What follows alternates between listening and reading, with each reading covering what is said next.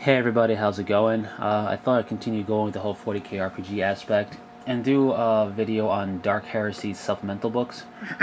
Now, I'll also do a video eventually for Rogue Trader and Death Watch, but Dark Heresy has been out the longest, so has a lot of books out there for it. I'm talking about supplemental expansion books, not the campaign in a book. So, well, they are nice. I just don't have any. I don't really have a reason to get them right now, but they are nice to look at, especially if you're just looking to have some fun and not put too much or take too much time in making your own campaign. So, supplemental books, they give you a way to enrich the gaming experience for your players as well as the campaign. It gives you access to sometimes access to new settings, new NPCs to deal with, whether they are adversaries or allies, as well as new items, possibly new careers and career paths and starting packages.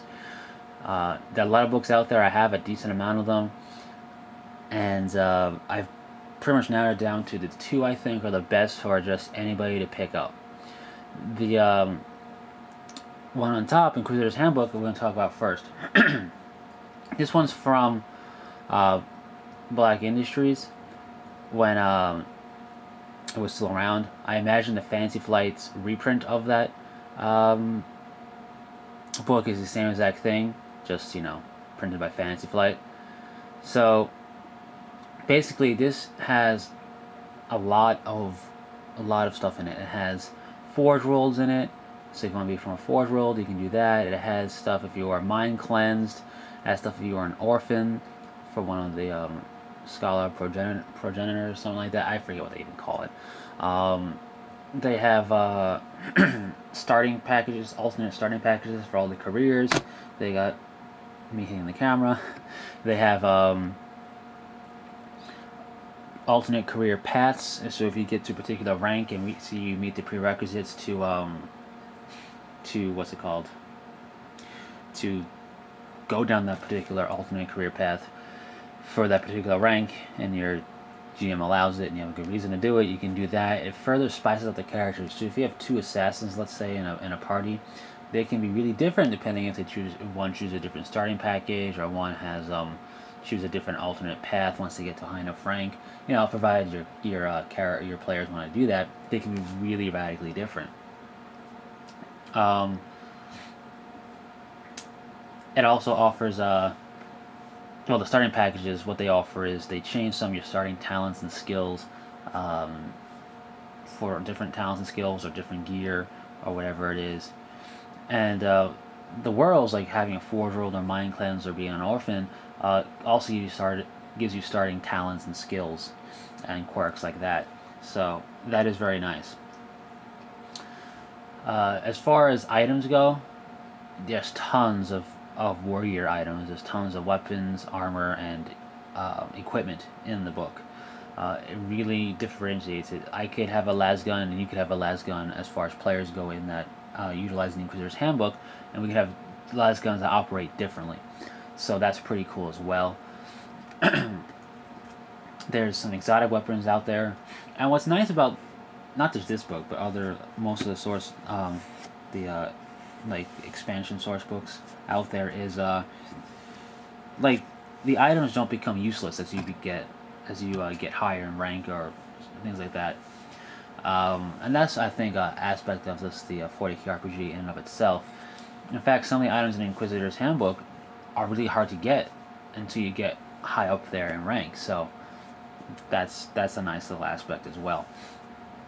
There are some NPCs in there, and it gives you some fluff and things of that nature to help you out with. So it's I think it's very comprehensive. It doesn't have stuff really for adversaries in terms of like crazy Xenos or anything like that the Creatures book may have. But as far as the best bang for your buck for your players enriching themselves and becoming more unique and helping you out in terms of giving you some extra settings and extra things to throw out your party as well, it's very good. It does have a new career. It has, when it came out, it had Battle Sisters pretty much, the Sororitas, but it was watered down He didn't start off with power armor and a bolt gun like you would expect Sisters of Battle to be equipped with if you look at the miniatures. He started off a little bit more on the lower power level in terms of what you have and things of that nature. I say watered down because it kind of mixes everything together, but the Blood of Martyrs, if you have a player who really wants to be a Sisters of Battle, and minor tangent, I'm always a big fan of you play the gender you are. So if I'm a male, if I was a male, I am a male, I play a male characters. If there's a female player, they have to play female characters when I run games. I just think it makes it easier and it's just better for everybody that way. But if you have somebody who wants to play Sisters of Battle, I would suggest the Blood of Martyrs book for a more comprehensive Sisters of Battle. This one works well if this is all you want to get. I mean, it'll still do the same thing pretty much. There are some minor differences in Blood of Martyrs in terms of, I think, new talents they would get. But other than that, it would work with just the Inquisitor's Handbook. So that's the Inquisitor's Handbook. Lots of stuff offered there. And I would suggest this book as the one book you should get if you want to get just one supplemental book for Dark Heresy, and that's it. I recommend the Inquisitor's Handbook. Now, the book beneath it is Dark Heresy Ascension, and Ascension is basically your epic level handbook. You cease to be just a tech priest or a guardsman or a arbitrator or whatever, and you become a tech priest magos, a Vindicare assassin, a inquisitorial stormtrooper, a inquisitor, or so you can be an interrogator or an inquisitor. And there's loads of other stuff, a Primaris Psyker, pretty much at least one thing for every career, and that is very nice. So you pretty much transition over to this new ascended career path, provided you meet the prerequisites and have the correct career. Really high level endgame stuff here. It includes ascended skills, ascended talents. It includes It includes some equipment and items like for the Vindicare and for other stuff. It doesn't replace the items from the Inquisitor's Handbook, but it's in addition to items like that, and even items in the Dark Heresy core book. It's in addition to those items. It doesn't straight up replace them. It makes you very high level. Just to put it into perspective, though, if you were to have a Death Watch game and somebody wanted to play a Dark Heresy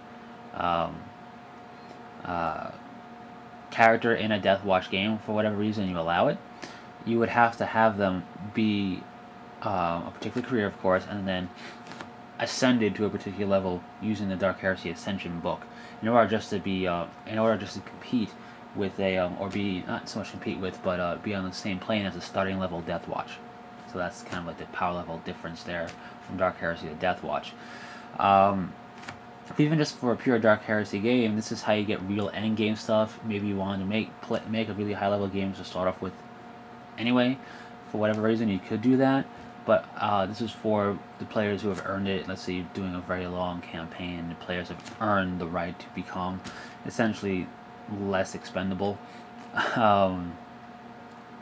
That's what Ascension's all about.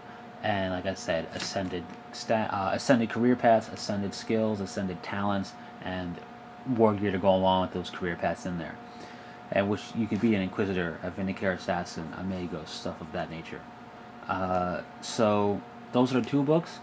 I highly recommend Dark Heresy Inquisitor's Handbook because it'll get the most use out of it. It'll get the most mileage out of it.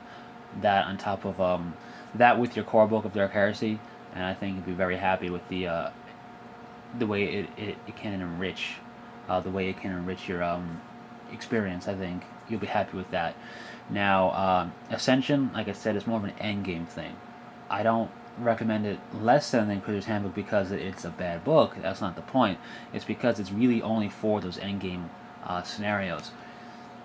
It can also be good to have to make NPCs with, but again, I'm only suggesting these books to have to use their fullest extent.